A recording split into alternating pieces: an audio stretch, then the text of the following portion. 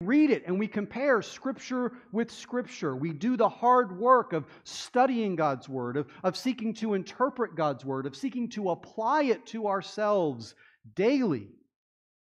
And we must do that in the context of the church. How has God spoken by His Spirit in previous generations? God is not simply speaking to me or through me out of everyone else who's ever lived.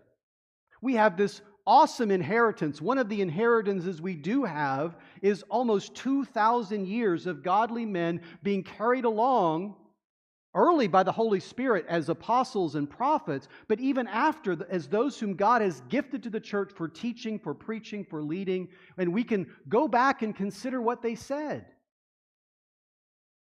Augustine or Calvin or the Westminster Standards, that's not Scripture, no. But we should expect that the same Spirit that is at work now in the church was at work then in the church, and wrestle with their thoughts, wrestle with their understanding.